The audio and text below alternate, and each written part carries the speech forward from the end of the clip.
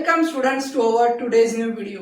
आज हम एक ऐसी टेक्निक के बारे में पढ़ने वाले हैं जिसे साइटोजेनिक इन सीटू हाइब्रिडाइजेशन टेक्निक के नाम से जाना जाता है। मैं बात कर रहा हूँ फिश टेक्निक के बारे में।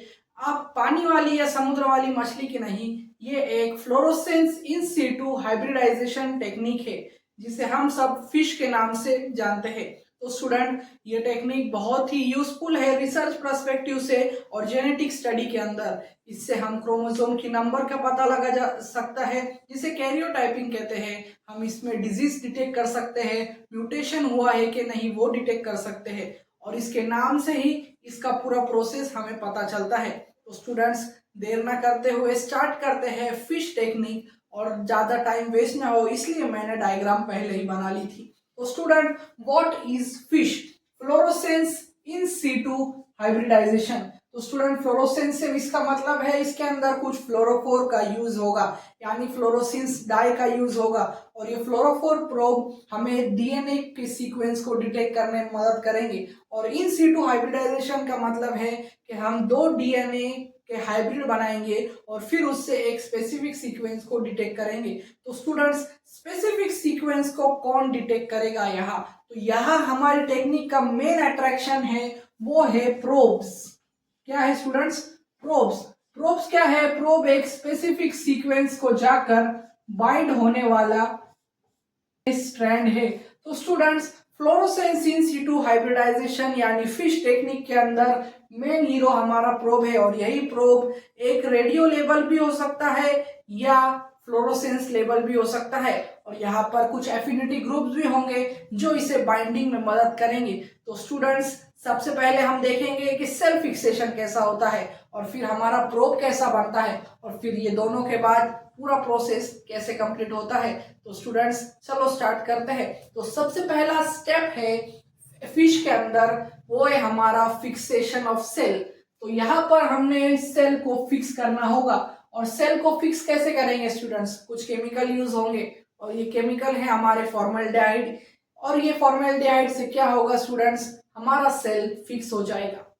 तो स्टूडेंट्स, सेल के फिक्स होने पर हम आगे प्रोसीड करेंगे। और सेल को किस लिए फिक्स किया जाया है, ये आपका सबसे बड़ा क्वेश्चन है। और सेल को इसलिए फिक्स किया है क्योंकि उसे एक स्टेज में कैद किया जाए, उसका फोटो निकाला जाए, यानी सेल को हम एक पिक्चर के अंदर कैद करने वाले हैं, और हम उसे उसी स्टेट में स्टडी करना चाहते हैं, इसलिए उस सेल को फिक्स कर दिया गया है। और फिक्स करने के लिए फॉर्मल्डिहाइड का यूज किया गया है। और फिक्सेशन करने के बाद फिर हम उसके अंदर से हमारा जेनेटिक मटेरियल एक्सट्रैक्ट करेंगे, और फिर उस जेनेटिक मटेरियल को डीनेचर करेंगे 42 डिग्री सेल्सियस पर यहाँ पर ही हमारा प्रोसेस स्टार्ट होता है। और फिर हमें प्रोब्स भी चाहिए होंगे, और जैसे कि मैंने बताया कि प्रोब एक ऐसा जेनेटिक सीक्वेंस होता है जो कॉम्प्लीमेंट्री स्ट्रैंड को स्पेसिफिकली बाइंड करता है, यानी हमें जो सीक्वेंस डिटेक्ट करना है ये उसका कॉम्प्लीमेंट होगा, और ये स्पेसिफिकली जाकर उसे बाइंड होगा और दूसरे किसी स्ट्रैंड पर नहीं होगा। तो ये हमें स्पेसिफिकली डिटेक्शन में भी मदद करता है स्टूडेंट्स। तो चलो देखते हैं प्रोब कैसे बनाया जाता है। तो सबसे पहले हमने जीन ले लिया, और जीन के बाद हमने लिया है हमारा डीएनएज 1। तो स्टूडेंट, डीएनएज 1 एक मॉलिक्यूलर सीजर है।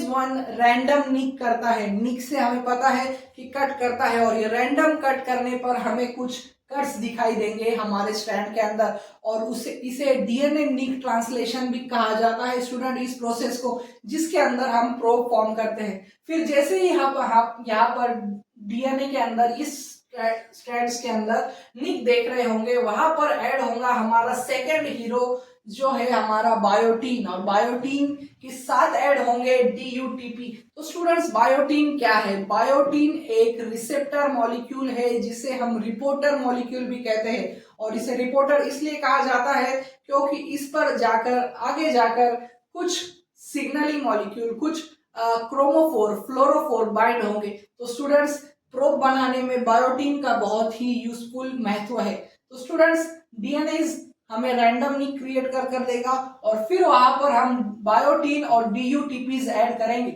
और डीयूटीपीज जैसे ही इस स्ट्रैंड्स के अंदर ऐड हो जाएंगे, हम इस डबल स्ट्रैंडेड जीन को, डबल स्ट्रैंडेड डीएनए स्ट्रैंड को ब्रेक करेंगे, डीनेचर करेंगे 75 डिग्री सेल्सियस पर। और 75 डिग्री सेल्सियस को कोई भी डीएनए या आरएनए स्ट्रैंड को हम जब एक्सपोज करते हैं तो वो डबल स्टैंडर्ड फॉर्म से सिंगल स्टैंडर्ड फॉर्म में कन्वर्ट हो जाता है। तो हमें एक सिंगल स्टैंडर्ड प्रोब मिल चुका है स्टूडेंट्स। क्या मिल चुका है? प्रोब। तो स्टूडेंट्स प्रोब मिलने पर क्या करेंगे हम? हमारा जो सबसे पहले फिक्स किया हुआ सेल था उसके अंदर से हमने जो डीएनए एक्सट्रैक्ट किया था उसे डीनेचर किया था, हम उस सिंगल स्टैंडर्ड डीएनए को इस प्रोब के साथ हाइब्रिड करेंगे। और हाइब्रिडाइजेशन से मेरा मतलब है हम उसे मिक्स कर देंगे, उसका मिक्सेशन होगा। तो हाइब्रिडाइजेशन कैसा होता है स्टूडेंट? मान लो ये हमारा डोनर स्टैंड है जो हमने होस्ट सेल से फिक्स कर निकाला था, और ये आ गया हमारा प्रोब जो बायोटिन कैरी करता है, और फिर ये दोनों को हम बाइंड कर देंगे और फिर ये एक हाइब्रिड बन जाएगा। यानी हम हाइब्रिड इसलिए बनाया है ताकि हम इसे डिटेक्ट कर पाए, क्योंकि हम इजीली हम इतने बड़े डीएनए के इतने बड़े जेनेटिक मटेरियल के अंदर हम उसे डिटेक्ट नहीं कर पाएंगे। तो बायोटिन की मदद से हम उसे डिटेक्ट करेंगे, और बायोटिन एक प्रोब है। तो स्टूडेंट्स क्या होगा? हाइब्रिडाइजेशन प्रोसेस होगी, और हाइब्रिडाइजेशन के बाद हमें एक हाइब्रिड डीएनए मॉलिक्यूल मिल जाएगा, और हाइब्रिड डीएनए मॉलिक्यूल को हम अभी ऐड करेंगे एक एफिनिटी ग्रुप। एफिनिटी ग्रुप से मेरा मतलब है एविडीन एंटीबॉडीज और फ्लोरोफोर। तो एविडीन एंटीबॉडीज क्या है स्टूडेंट्स? इसे एफिनिटी ग्रुप भी कहा जाता है, जो हमारे रिपोर्टर मॉलिक्यूल यानी बायोटीन पर बाइंड होंगे।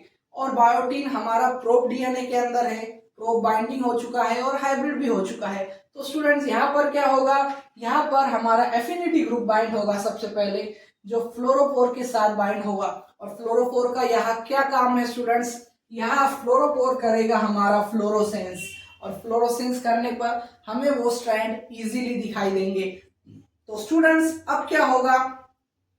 अब यहाँ पर हमारा एफिनिटी ग्रुप एविडीन स्पेसिफिकली बायोटीन पर जाकर बाइंड होगा, जो हमारे प्रोब डीएनए के अंदर है। और प्रोब डीएनए से जैसे ही एविडीन बाइंड होगा, यहाँ पर बायोटीन एविडीन इंटरेक्शन से इनकी बाइंडिंग हो जाएगी, और एविडीन के ऊपर लगा है हमारा फ्लोरोफोर, और फ्लोरोफोर जैसे ही बाइंडिंग होगी ये चमकने लगेगा, ये इमिशन करेगा जब भी हम उस पर एक पर्टिकुलर वेवलेंथ की लाइट इमिट करेंगे, और फ्लोरोसेंस का फिनोमिना दिखाएगा। और फ्लोरोसेंस का फिनोमिना दिखाने से हम उसे इजीली डिटेक्ट कर पाएंगे। और डिटेक्शन हमारा लास्ट स्टेप है स्टूडेंट्स, और ये सब प्रोसेस डिटेक्शन के लिए ही चल रही है। तो स्टूडेंट हम हमारी सबसे famous microscopy EP fluorescence microscopy का टेस्ट करेंगे, और ईपी फ्लोरोसेंस माइक्रोस्कोपी की मदद से हम इजीली फ्लोरोसेंस को देख पाएंगे।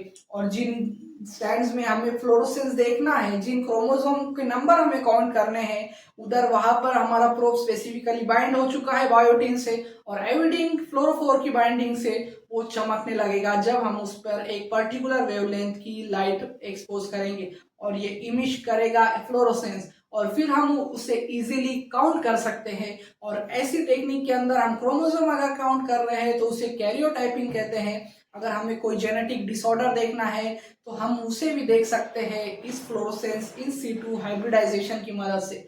और स्टूडेंट यहाँ पर एक ट्विस्ट है, यहाँ पर ट्विस्ट ये है स्टूडेंट्स कि अगर बाइंडिंग हो चुकी है तो ये फ्लोरोसेंस देगा, पर अगर कुछ म्यूटेशन है क्रोमोसोम के अंदर तो क्रोमोसोम की म्यूटेशन के वजह से प्रोब्स की प्रॉपर बाइंडिंग नहीं होगी, और ये इंडिकेट करेगा कि क्रोमोसोम के अंदर म्यूटेशन हो चुकी है और वो पर्सन के क्रोमोसोम डिजीज है और वो एक डिजीज कैरी करते हैं। तो क्रोमोसोम के अंदर का म्यूटेशन हमें इजीली डिजीज का इंडिकेशन भी देता है। तो ये बहुत ही इजी टेक्निक थी जिसके अंदर हमने सेल फिक्सेशन से लेकर प्रोब डिजाइनिंग देखा, और प्रोब डिजाइनिंग के बाद दोनों का डीनेचुरेशन किया, और डीनेचुरेशन के बाद उनका हाइब्रिडाइजेशन किया जिसे हम मिक्सिंग भी कहते हैं। और हाइब्रिडाइजेशन के बाद एफिनिटी ग्रुप यानी एविडीन बाइंडिंग होगा फ्लोरोफोर के साथ, और फिर फ्लोरोसेंस का फिनोमिनॉन हमने एपी फ्लोरोसेंस की मदद से काउंट करेंगे या देखेंगे।